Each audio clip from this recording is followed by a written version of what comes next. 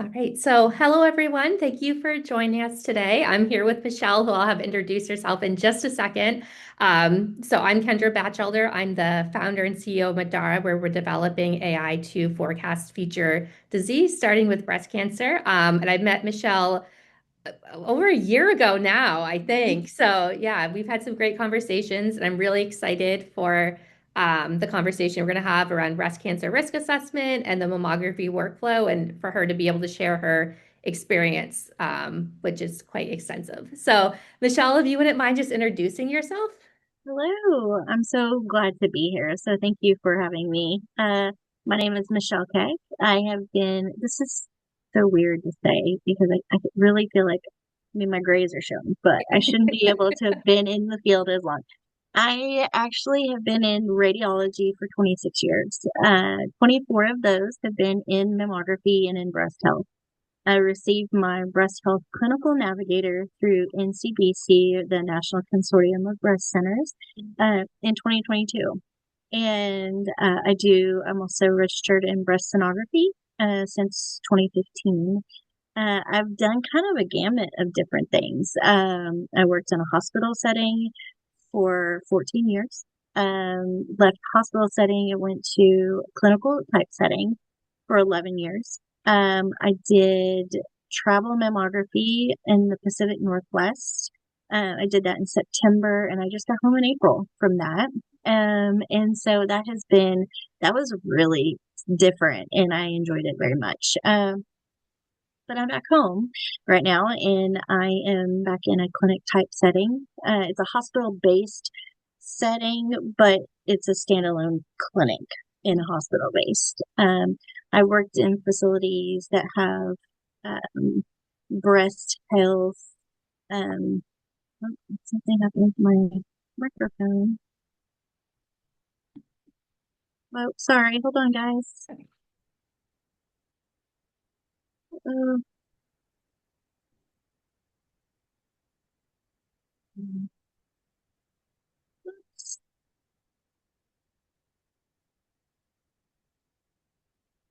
Can you guys still see me? Yep, we can see and hear you. Yeah, Sorry, we're my good. microphone thing is doing something weird. Okay, Yeah. so anyway, I've worked in a facility where we had actual risk assessments and things of those natures within the facility, and then I've worked in places where they're outside the facility. So, kind of a little bit of all the different areas. So, thank you again for having me. Yes, thank you. And before I jump into the questions, I just have to ask, was there something that drew you to this area or this particular profession to begin with, or that yeah. I feel like most people who go into breast health Mhm. have a why. Uh, and a little bit of my why is back in 1960s, there was this wonderful woman who found an area in her breast, and she was later told by just a family doctor in a rural town not to worry much about it. Mhm. She was in her 40s and she had three children. And the oldest one had graduated from high school, and a month later, she passed away from metastatic breast cancer. That was my grandmother, and I never got to meet her. And she was 47 when she passed away. And so um, then my aunt, and then most of us can say we've had some sort of something or someone that we know who has been affected by this disease. And so it has just been one of the passions that I've had since the very beginning of radiology, honestly. And so that's kind of why I do what I do. And honestly, it sounds kind of corny, I know, but if I can help someone meet their grandmother, that's why I'm doing this. So Yeah. It's very powerful. And I think, it's a good reminder, like here in the US, just alone 1 in 8 women, right, will be diagnosed with breast cancer in that's their right. lifetime. And then you mentioned the younger patients, if you look at the American some of the new results coming out from the society, like breast cancer in younger women is actually increasing Yes, significantly, right? it absolutely is. And it's quite scary, to say the least. And so I love what you're doing. So we've got to catch this for those younger ladies. Yeah. sooner. Yes.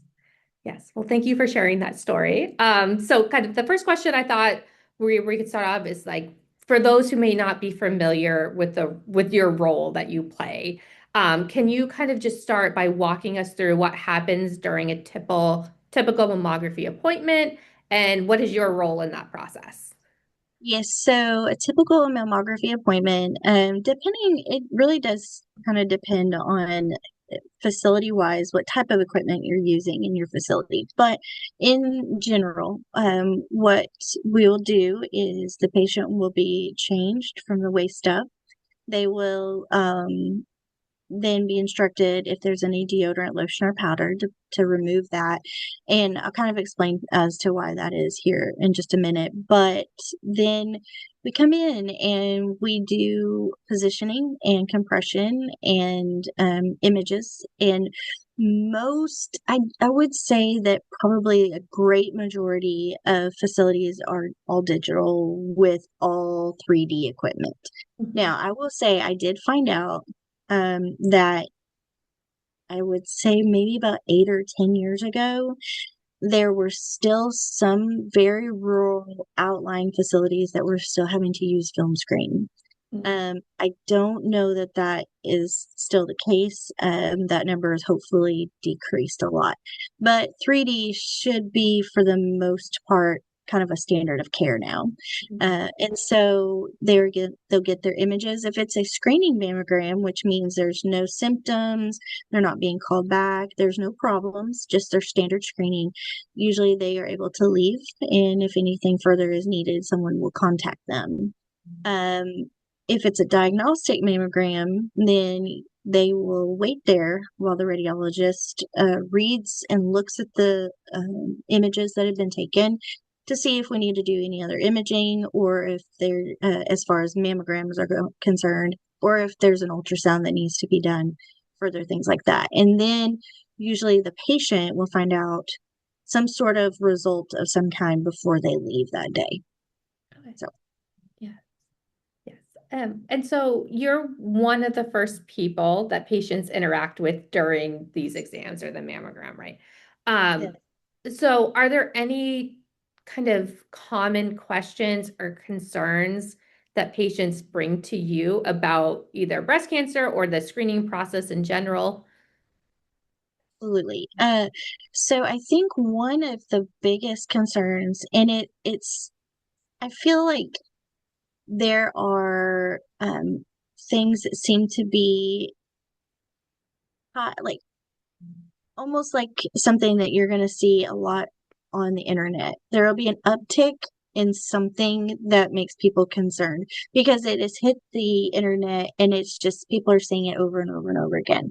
And then it kind of will slide down and then you'll see it again and again. And so one of those things is radiation safety. And one of the biggest concerns that I have noticed and I have read and I have been asked about is the radiation safety when it comes to a mammogram. And I want to tell women that mammograms are very safe. Okay.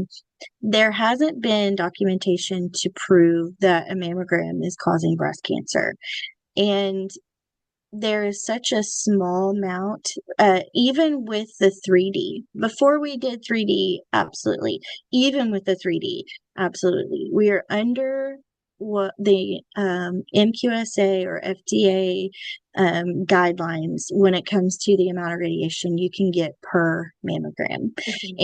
And 3D is still under those limits. Now, um, I did see one statistic say that you would have to have 180 mammograms in your lifetime Oh, wow. for there to actually be an issue, that it would cause an issue. Mhm. Normally, we're going to get about 40 to 50 mammograms in our lifetime. And even if, let's say, even if every time you got that mammogram, you got called back, Mhm. that is still, let's say, 40 or 50 times two, you're still talking upwards of possibly 100. Mhm. And so it's the radiation amount is very small. The machines, the equipment are so good. It is only what is needed. The other thing I get asked about is compression. Mhm. Why do we compress the breast? It seems horrible and mean, and awful. There are so many reasons to do compression, and one of the biggest reasons is because we really, really have to try to level out the tissues. The breast is complex, and we need to see through those tissues to be able to get a good quality image. Mhm. So, Yes. And more, I'm just curious, over the last maybe 6 months or a year, is there any specific topic in addition to these that patients have been asking about? Or like uh, a trend? there's the trend, like we talked about, was the radiation safety. Yeah. Another thing that I think people are noticing is there's some new equipment out there that people are seeing and saying, "Ooh, I've been hearing about no compression type of equipment," and I know what type of equipment they're talking about. Mhm. Some of those pieces of equipment aren't yet approved by the FDA. They are FDA cleared, so there is a difference there. Mammography is still the gold standard and still able to see things. And yes, people who have dense breast tissue, which is a whole another thing, but now patients are having to be told that if their tissue is dense, there are still things that we can see with a mammogram, even with dense breast tissue, that you're not going to see on an ultrasound, or um, it just, you're not going to see it. And so that's why mammography is still important. I think another thing is that um, people think that if you don't have a family history of breast cancer, that you're in the clear, Yeah. that you're good to go, you're not worried about it. And I'm very big about making sure our patients are well educated. I don't want them to go out with misinformation, Mhm. because then that just keeps getting passed on, right? So I like to let them know that I'm very thankful that they don't have a family history of breast cancer. That is so wonderful.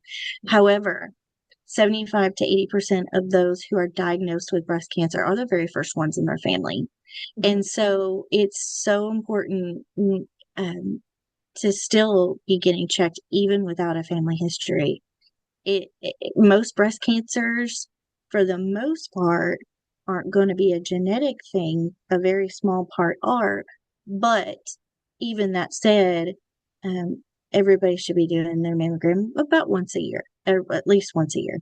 Yes, I think that statistic you mentioned too about family history is so important because I think I noticed this even in the younger patients too. It's like if there's no family history, there's this, you know, Yeah, belief that, oh, like, we don't have to do it every year or we can put it off. So I think that's really important. And then dense breast tissue too comes up in a lot of my mhm, that's my specialty that I studied in grad school yeah, and for my postdoc. And there are challenges with mammography and dense tissue. It shows up as white cancers, white, but you made a really good point that there are still a lot of benefits to mammography for those particular patients as well.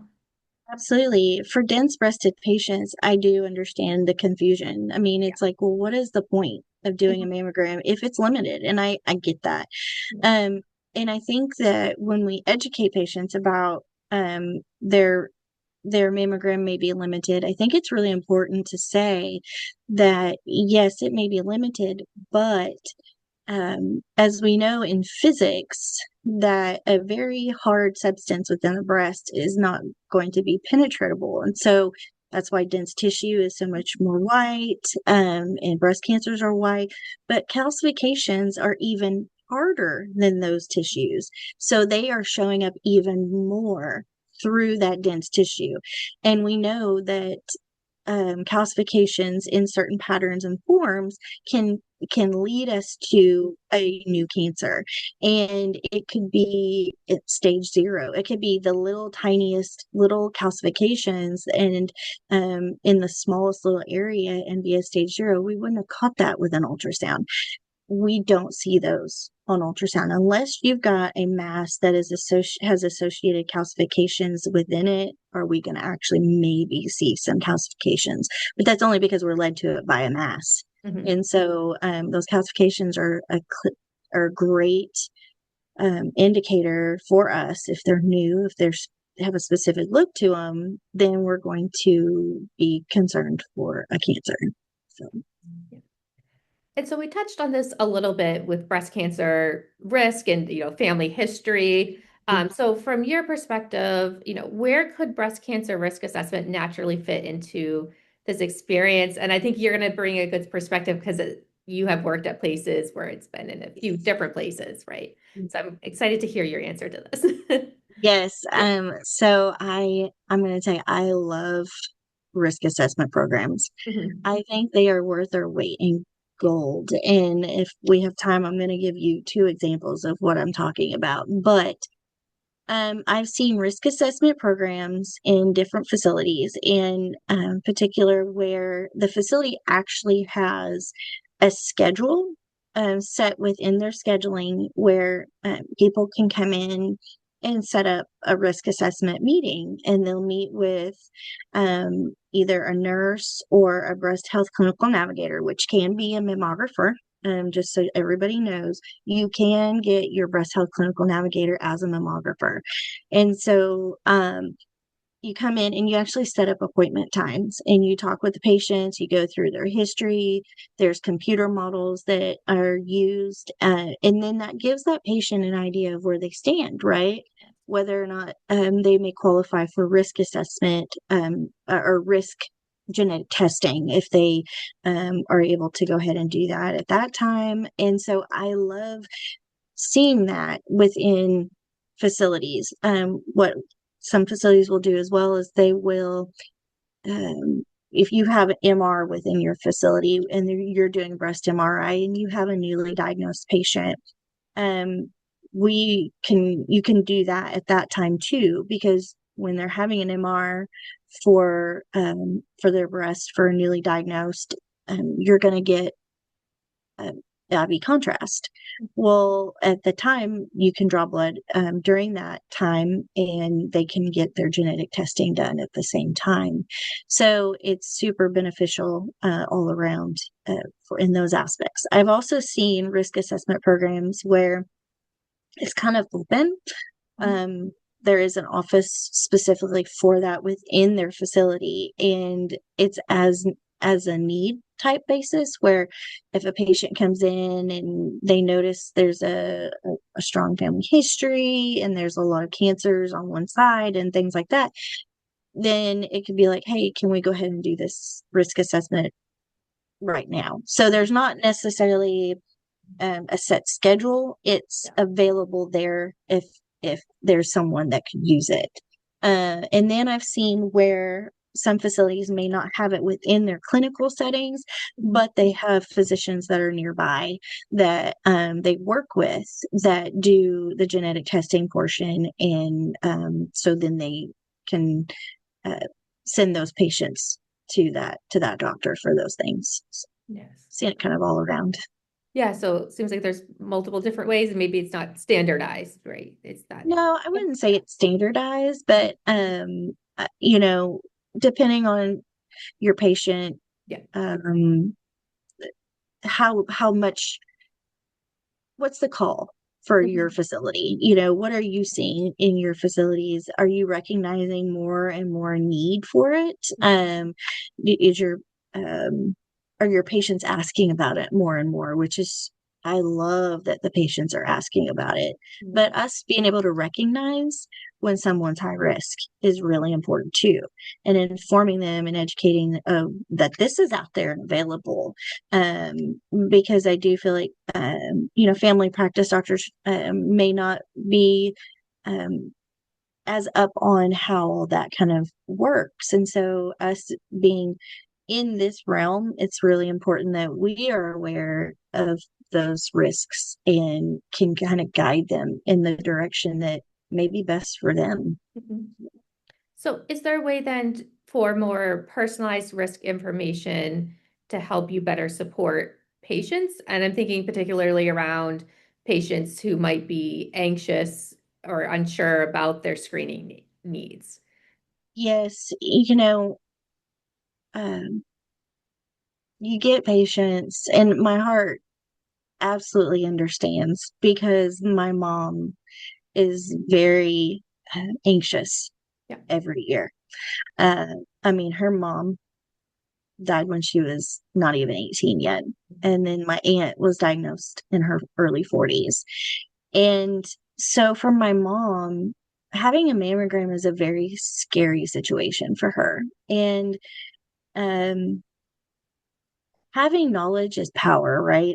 Mhm. And so she and I decided to go ahead and both be tested, genetic tested. And it doesn't mean you're out of the woods Right. by any means, but it kind of gives you a level of information that is helpful when you're trying to make decisions in your care. And it gives you some power, and you're able to advocate whenever you are able to just to help understand what is happening in your body. And so I think patients, they come in, they're anxious. um, More and more patients come in anxious, and you'll hear them say, my best friend was just diagnosed, or the girl that sits next to me at work was just diagnosed, and I am so nervous, and she told me I need to come in and get my mammogram. And they're coming in because people are talking to them, and I love that, because when my grandmother was diagnosed, they didn't talk about it. Yeah. No one discussed it. And so, I do believe that people are advocating for coming in and getting checked and finding out more family history, because family history sometimes can be a really tough thing to get. Some people don't have that family history that they can find out. And so they don't know what's been going on within their family. And so the anxiety is up there, and it can be a hard situation for patients, even just coming into what we feel like is just a basic normal exam. For Mhm. them, it's their first one that day. This may be my 20th patient, but Mhm. this is their first exam. So it can be hard. Yes, I think it's really important to, acknowledge the emotional side of all of this too, right? There's a 100%. lot going on. There's a lot of families. Yes. Um, and I think, sometimes we think, well, you just go get your annual mammogram, but it's not that easy for every patient to just do It's that. really not. It's not. And so, kind of going back to the risk assessment tools, what would make a tool easy to incorporate into the mammography workflow? Because I spend a lot of time in imaging centers, right? The doctors are busy, you're busy, right? There's a lot going on, and I think everyone wants to do, provide better care. But like, what do these tools have to look like to actually work for, the physicians, for you, for the Yeah. patients?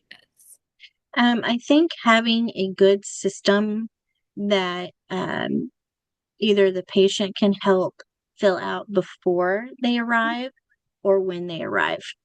Um, that can go through some family history things. I'm sorry, I feel like I got something on my lip. There we go.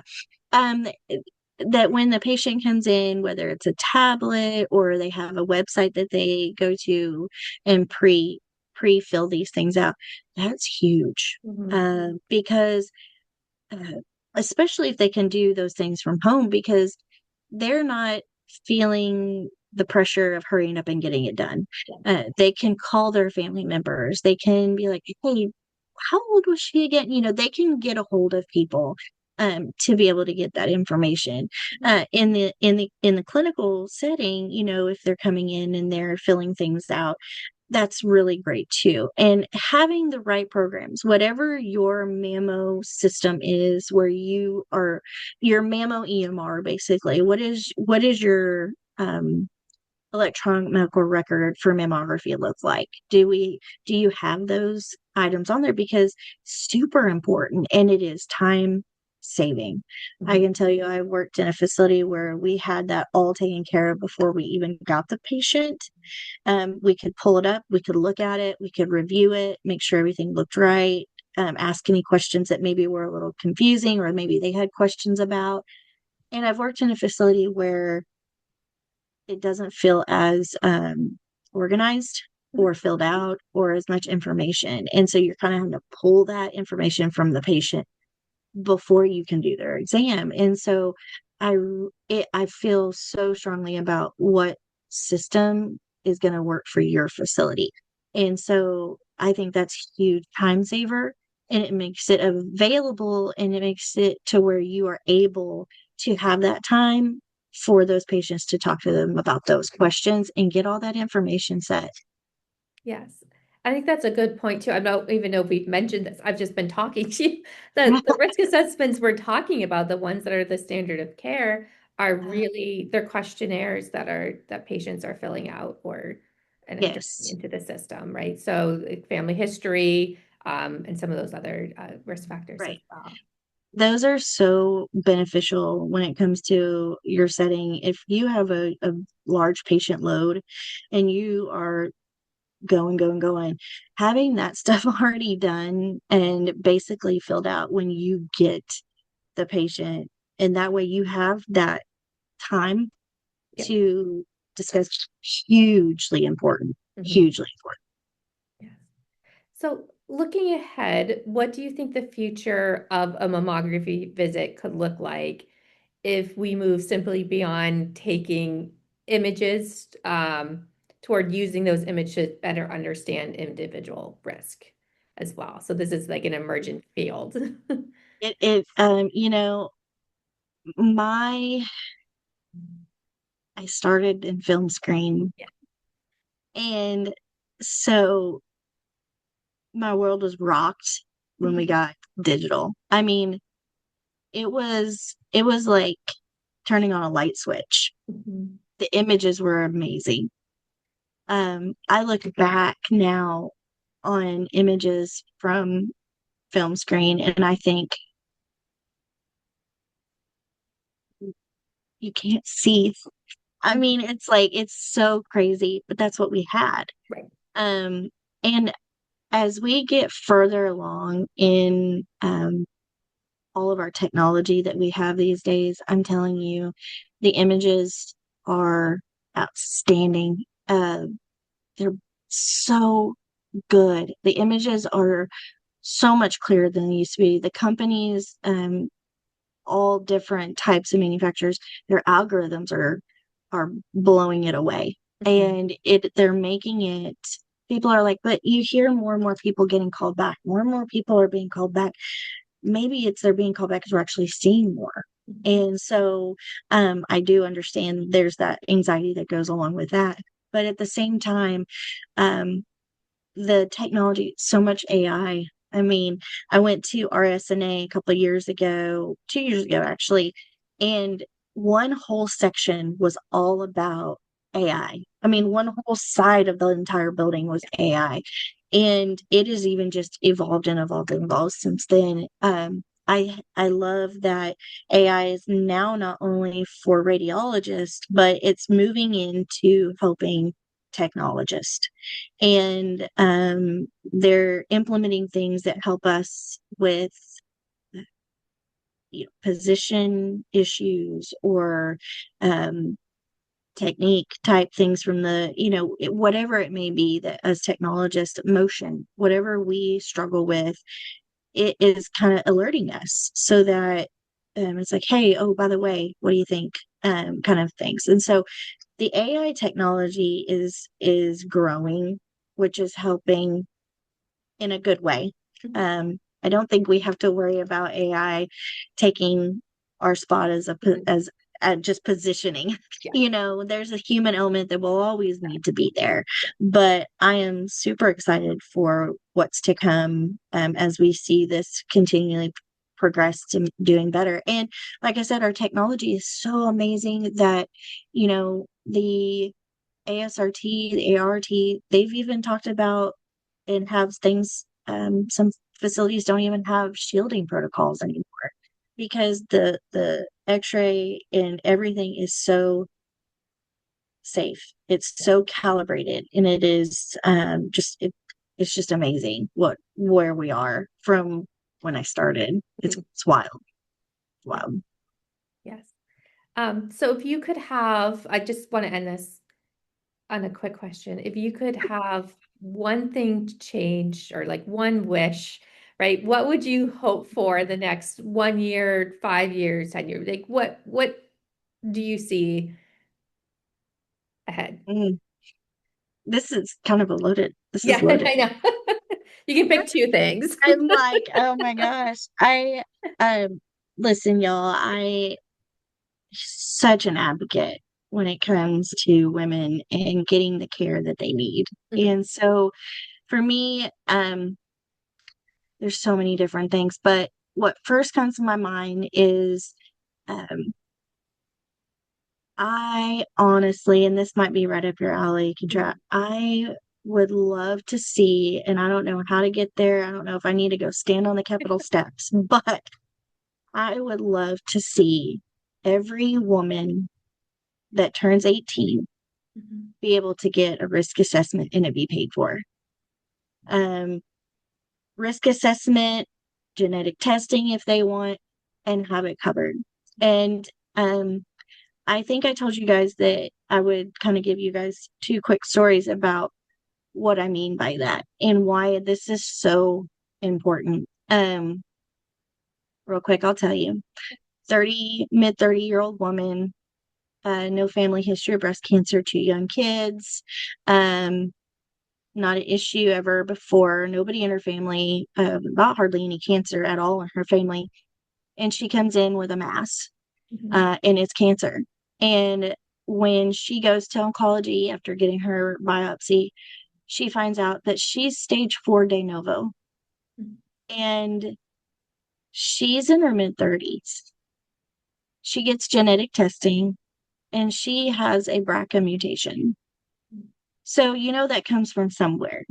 So, come to find out, yes, there's people in her family who carry the same mutation. No one has developed breast cancer. No one's developed uterine cancer or ovarian cancer or colon cancer, whatever the cancers are when you talk about linked cancers with breast cancer. And she was angry. She was so angry because she's like, how was I supposed to know this? Mhm. How am I supposed to know this? She had not an inkling of an idea that that was even on the map for her. Mhm. And she went through 17 different treatments and we lost her, well, we're going on probably about 5 years ago now. Mhm. However, I have one of my very best friends found out that someone in her family had genetic testing and found out there was a mutation to one of their BRCA genes. And so she found this out in her 20s. And so she went and was having what's recommended, mammogram in 6 months and an MRI in 6 months. And you rotate that every 6 months. And so she had been doing that. And she is now early 30s. And we had a lot of conversations. A lot of ladies on that side of the family had breast cancer. She was the last one in her family to not be diagnosed with breast cancer who had the mutation. So we had lots of discussions. She had done some surgeries and she was looking at doing a prophylactic mastectomy. And she calls me and she's like, Michelle, I have a lump.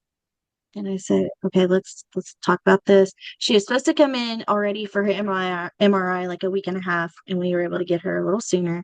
And the radiologist said, I'm pretty sure about 90% that this is a breast cancer. So she has her biopsy. It's triple negative, which a lot of people with the BRCA mutation do have. And if they're young, usually have a triple negative breast cancer anyway. But because she knew that she had a mutation, she started early. Do you know that she just turned 40 last weekend? Yeah. She went through treatment. She was on a clinical trial and she had a 100% response to the clinical trial. Had her mastectomy with she did the DEEP procedure. No evidence of cancer when they did her surgery. Mhm. And she is doing wonderful. The two different stories, Yeah. the two different outcomes, and all it really needed was a risk assessment with genetic testing. Mhm. And it's life changing. There's so many stories like this. So for me, let me come back, let me digress. I have such a strong passion in my gut for women that want to know that they would be able to get a risk assessment and genetic testing when they turn 18. Um, Knowledge is power. And so that is so deep on my heart right now. And for all women to just be able to get, whether it's a screening mammogram or a diagnostic mammogram, whatever it is, that they don't have to worry about a balance or have to pay, because so many people cancel. If they get called back, they don't want to pay what their insurance won't cover. They don't come back. And so that to me is disheartening, because your life is worth so much more. And so, sorry for the long-winded on Yeah. that one, but No, I think so that's like perfect way to end because I think it brings it really back to the patient, right? All of what all of us do is really centered around what's best for the patient and to mm, see, you know, two very different outcomes. Like it's very powerful of what, when you perform a risk assessment and like you said, knowledge is power, right? That's very important because there are things that you can do, right? right. And but you have to know. You have to know. Have to know. You have to know about it. And of course, there's the financial side of everything and the access as well. Um, That's right. yeah. That's right. So I think that's a great way to end. And thank So, you so much, Michelle. I think your perspective was like beautiful. oh, I thank think you you. bring a lot of experience. Your story is very powerful as well. So I just want to thank you Thank for you. taking the time. Well, I appreciate what you're doing. I mean, it's such a good, it's so needed. And I'm so glad that you've taken this on. So, from my heart, thank you so much. Yeah. Thank you so much. And if there's any Mhm. other questions or follow-up, feel free to reach out to me and I can facilitate any of the follow-up conversations as well. So Yes, thank you so much. you appreciate it. Thank you. Bye Bye. bye.